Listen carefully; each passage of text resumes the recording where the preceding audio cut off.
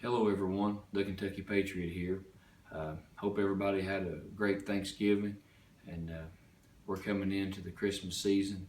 As you can see here, got our Christmas tree up, so we're trying to be a little festive, maybe get us in the Christmas spirit. We've done some recent videos just with my kids.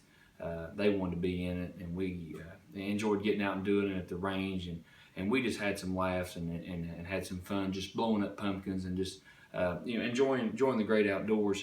But really, this channel has always meant to try to help someone. We don't sell anything. We're not trying to make money off of it. The only reason we make these is really what we started out to. We just try to help somebody, or maybe share some thoughts or ideas, or spark a discussion, or maybe use these tools to maybe you can share it on Facebook or whatever you want to do to maybe give somebody some insight, maybe to some topics that's been heard, or topics that have been said and maybe you've heard. But this one, like I said, we've had fun and we've enjoyed. We've had some light-hearted videos, but this one is very, very serious, and it's the truth about an actual home invasion or self-defense situation. And I understand what people's talking about when they talk about your mindset. You got to have the right mindset, and I agree 110%. Your mind has got to be in the right place. You got to have clear thoughts. You've got to use good judgment. We understand that, and if you've watched this channel, you know my videos. You know I'm totally for the castle doctrine, for the Second Amendment, and to be able to defend yourself. But I think there's a big misconception of what people have about actual shootings and actual self-defense situations. And what I mean by that is I hear a lot of this talk, and I know you have too. We all have, and I understand people has the right. And like I've said in another video, just because it's legal doesn't mean we want to do it or it's a good idea. Okay, but you'll see somebody and they'll get a huge pistol.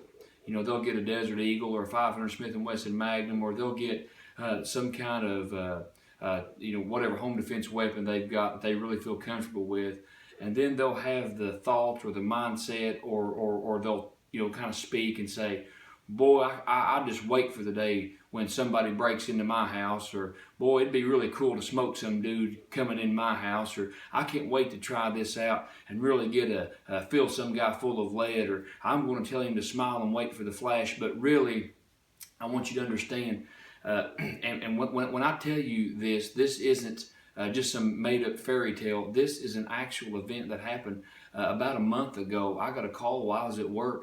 A friend of mine said he'd had a home invasion. And even though I'm a gun guy, I make these videos, I'm an NRA member. When he said home invasion, I honestly meant, like, I thought he was going to say something like he went out to the garage and his puppy had a bunch of his dog had a litter of puppies or something, or I thought he was going to say he was in the attic and looked up and he had a huge hornet's nest or something. That's what I thought he was talking about, home invasion. But no, he said I can't disclose much. He said I didn't talk to my attorney. He said, but I had a home invasion last night. He said I had to use my Second Amendment rights, and he was wanting me to cover for him and help him at work. And I said, sure, I'll do whatever I can to help you, until the smoke clears. Here's the thing.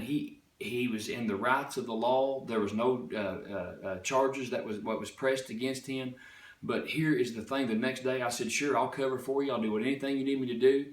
He said, you've been to my house. He said, you know that 6-foot fence I've got out back? I said, yeah. He said, they breached it. So the perpetrator come over the wall somehow. I don't know if he climbed it or jumped over it or found a tool, or he said breached it. So I don't know if he actually knocked a hole or cut a hole. I'm not sure all the details. I got all the ins and outs of exactly how he got through the fence. But come through that fence and then come into that gentleman's house, and the gentleman ended up having a fist fight, kind of an altercation with him before he could get to his gun, and then he did indeed shoot the man. The man lived, but then it was such a traumatic experience for him. And he's a middle-aged man. He actually had some injuries because of the physical altercation that took place. And I told him, and this is the Bible Belt. This is small town USA. I mean, this is unbelievable. But I've told you my experiences have happened to me. So what I'm saying is that it does happen. You do need to be prepared. But anyway, I told him, I said, well, you go home. I said, you get some rest. Because he was on the phone with me, when he was just nervous. I said, you go home. I said, you get some rest. I'll cover for you. I'll take care of everything. He said, that's just the thing. He said, I can't. He said, it happened last night. He said, here it is the next day. But he said, I am so tore up. He said, my nerves, I keep replaying it over in my mind. He said, my heart's racing. He said, my blood pressure's up. It was a traumatic event. Well, not only for him, but for his wife. And he had a daughter that was home. I mean, it's a tragic event for everybody. So when people have the mindset of, boy, when somebody comes through my house, I'm going to give him a lead pill, or they're going to do this or do that. Here's the thing. It is a tragic situation, and I don't think people understand what really happens in a home invasion. But when somebody comes in and you have to use deadly force, you're going to do that in your living room probably, or in your hallway, or in your dining room, or somewhere, or in a bedroom, wherever. But here's the thing, your wife is going to experience that. Your kids are going to be scared when they see that and hear that. And from experience, and I don't mean to get into too much detail, but from experience, my line of work, I have seen that. I have seen that, and it is a horrible experience. Now, I understand we have to have the right mindset. You've got to be willing to take a life to save a life, and it comes down between the perpetrators trying to do bodily harm to your wife and kids. We need to do what it takes. But what I'm saying is to actually see this and happen. I'll tell you what I do for a living. I work in mortuary. I've worked for several coroner's offices. I worked for in the funeral industry for 17 years. So I have seen individuals, which I'm not talking about ballistics gel or water jugs, but actual human beings being shot with multiple calibers. And I have been there on the scene. Like I said, I've worked for coroner's office, been in the state medical examiner's office. I'm also a reserve deputy with the local county sheriff. So I have seen a lot of things, and I've worked for several different coroners in several different counties and states, helped them with transports and all kinds of different things. So what I'm saying is I have seen this firsthand, so I'm not just making this stuff up. But when you actually have to use deadly force on a human being, there is a traumatic event in the body. You know how bullets expand in water bottles and in ballistics gel. Well, when this actually expands and does this to a human, you can imagine what's going to be in your living room. So when your kids come in and see this, your wife comes in and sees this, well, and then that's only the tip of the iceberg, because in the state of Kentucky, even though you can be totally legal in using justified in using deadly force, and there's no indictment, there's no charges being pressed, even though you're cleared and they say you're not guilty of any crime, that family can then turn around and sue you civilly. So you can not have a criminal lawsuit, but still turn around and have a lawsuit, a civil, and you have to have attorney fees. You could lose your assets. You could lose monetary gain. You could lose a lot of things at stake. Not only that, when you call the law, when they get a call that there's been a shooting, okay, they are on high alert. They've got themselves to think about for safety, civilians, innocent people, and when on a shooting is top priority. So when they come to this situation, they don't know you're the good guy. They don't know what happened here. You say, well, I'm the homeowner. Well, he don't know that's truly what a home invasion is. That could be an ambush for all he knows. So he's coming in on a situation that is potentially dangerous for him. So you might be detained. They may come in with guns. Don't tell you to drop the weapon. The best thing to do is tell the 911 operator when you call what you're wearing, who you are, and what just happened. Give them as much information as they can. Tell them where you're at in the home, what's just happened. But this is actually a crime scene. Then you said, now wait a minute. You just said that maybe the homeowner didn't break any laws, but there has been some kind of crime committed. Now, whether it's the homeowner, maybe he wasn't the homeowner, maybe he just lied, or a fight broke out and they got into it over money or whatever, and he shot the guy, then tried to say home invasion. So the police don't know any of this. They're just coming on a scene where they know it's been a shooting, but a crime has been committed, so they don't know if it's been murder, if it's justifiable homicide. And a justifiable homicide is not a crime, but breaking and entering is. So they've got to find out who's the bad guy, who's the good guy. Like I said, you could be detained, you could be taken to jail. They've got to sort all this out in a small amount of time. And even though you may end up being innocent later on, not only could it happen, like I said, civilly, you could have a lawsuit against you, but also it's a traumatic event for your wife, for your family, and even like people say, well, I wouldn't care to shoot somebody. Let me tell you, when you really have to use deadly force like that gentleman I told you about did, it worried him because he thought what could have happened. His wife seen it, his daughter seen it. It all took place, and I'm not trying to frighten you in telling you that you shouldn't use deadly force or that you shouldn't have a gun or you shouldn't be able to protect yourself, because had he not had a gun, that man was much younger than him, in much better physical shape than him. Had he not had a gun, he'd have been in real trouble. But what I am saying is, our first instinct should never be, I dare somebody to come through, or I'm just going to wait for somebody to have the opportunity.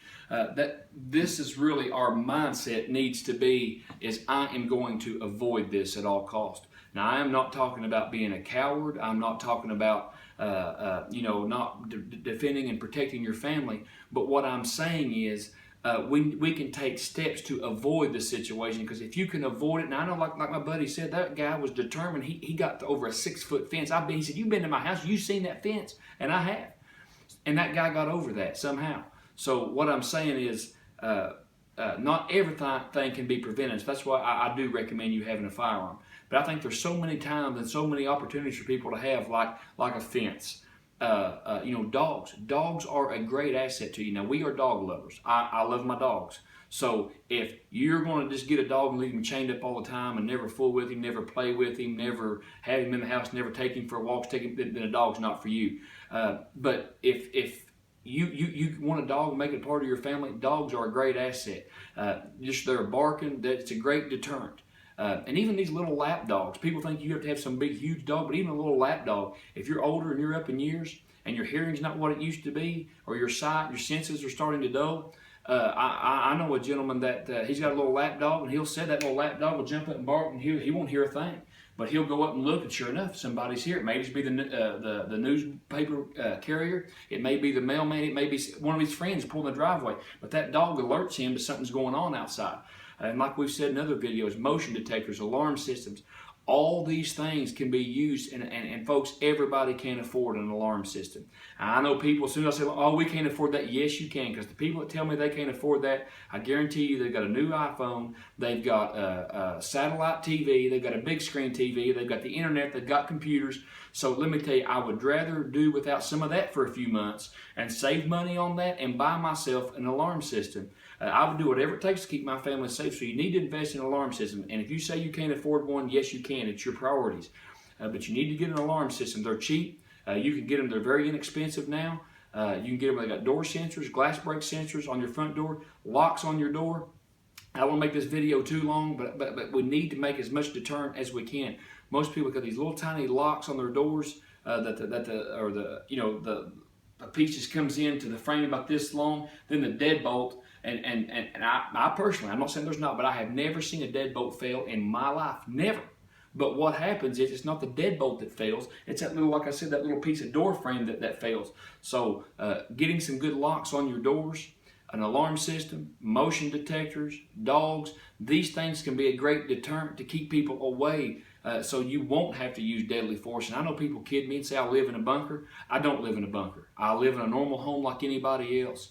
But I think there's some steps you can take to make your house less inviting to the bad guys. And that's ultimately it. If we can make our home less inviting, and this situation never has to happen, it's so much better than having that mess in your living room, having your kids horrified, having your kids have nightmares, you being detained, you having to go to court, you having to hire an attorney. So what I'm saying is, I know people say, what's my right? I can shoot somebody in my own house. It's the castle law. He shouldn't have been in my house, and I agree. But what I'm saying is, if we can deter that, if we can keep that from happening to you, the better off we are. And it's the same principle in concealed carry. People say, well, I'm going here and I'm going there. But and I'm not saying that we can't ever go anywhere at night, or we can't. But what I'm saying is, a lot of times you can avoid some bad situations. And like us, we was at Cracker Barrel. In my other video, you know that. We was on vacation. Sometimes you can't avoid it. But a lot of times you can avoid a bad part of town. If you can avoid going places, especially if you're a single female, late at night by yourself, parking garages can be dangerous. If you work at a hospital or a big factory somewhere, and you're a woman, it's not being paranoid. Just ask a security guard, will you walk me to my car or whatever? Just use some little common sense tactics. I think that'll help you, because we understand the right to the people to keep and bear arms. But even though I carry every day, I pray to the good Lord above, I never have to use it. We've got guns in our home that we defend our home, and I'll defend my kids with my life. I love them more than life itself. But here's the thing, I pray to the good Lord above, I never have to. So if I can have some dogs, if I can have an alarm system, if I can have some motion sensors and a fence or maybe whatever to help me to be safe, I think that's the mindset we need to have, more than just going and getting the biggest caliber gun with the most velocity that we can have, and then with the attitude, I dare somebody to come through my door. Because listen, we're going to maybe have to go, like I said, in front of a jury. You may have to go in front of a judge. You may have to pay attorney fees. So I promise you, it may seem cool, it may seem macho, it may seem tough, but you really don't know what it's like until you're in that situation. And it's not going to be as cool as you think it is when your wife's horrified, your kids are horrified, and the cops are coming, you shot somebody, and it's a mess. And again, I'm not talking you out trying to defend yourself, but we really need to have the right understanding and mindset of what truly happens during a shooting and a home invasion. So, and to think home invasions don't happen, I'm sorry. I'm telling you, it is insane, because they do happen. They do happen to real people, just like me and just like you. So we need to be ready, we need to be prepared, we need to have these thoughts in mind. And like I said, I hope and pray to the good Lord above it never happens. And maybe we can take steps to prevent it. At least do all we can. Then after we've done all we can do, and then that's when I believe that's when we may have to use deadly force. But until then, I would rather avoid the situation. That don't mean you're a coward or that you're walking away. It just means the best fight you can be in is the one that you avoid and live to tell another day. I know I'm probably making this video too long, but let me tell you one more story. I don't know these people, but the guy I work with did, and he worked with them before he worked with me. And it was a man and woman, and that's exactly what happened. They had a home invasion. The problem with the real tragedy was they did not know it until the perpetrator was in their bedroom. And the woman's husband and the perpetrator got into a physical engagement. Like I said, I didn't know these people. But the wife got to a .357 Magnum and fired. Okay, well, the first shot hit her husband in the elbow, and it come through this way. Her second shot neutralized the perpetrator, okay, and she did use deadly force, and there was no law broken. They said she was totally justified in doing it. The problem was, though, when she shot her husband, he did not lose his arm, but he lost the use of his arm. So now he has to walk around in a sling. He can't use his arm anymore. The perpetrator, like I said, passed away. But after further investigation, they found out that he was on crystal methamphetamine and that he was armed. He had a gun. So if a perpetrator gets in our bedroom with a gun, that is way too late to find out somebody's in our home. What I'm saying is, if we can take these steps to avoid a situation like this, and thank God that woman lived, her husband lived, but when a perpetrator's in your bedroom with a gun before you realize he's in your bedroom, that is entirely that's a situation we do not want to find ourselves in.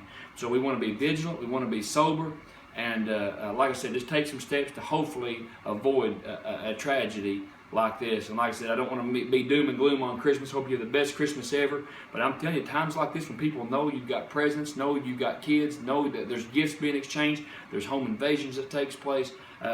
Just like what happened in Gatlinburg. We love going to Gatlinburg in Tennessee and Pigeon Forge. It's a wonderful area, wonderful people, but they think it's arson. Somebody set fires to that wonderful place up there, and people lost their homes, they lost their lives, they lost their businesses. There's evil exists in the world, and until we come to the knowledge of that, to think that it never happened to me, or we live in a certain part of the country, it'll never happen here. It can happen, and it does happen. I hope it never happens, but we need to be prepared when it does. May God bless you. Wish you the very best for you and your family this Christmas. The Kentucky Patriot, signing off.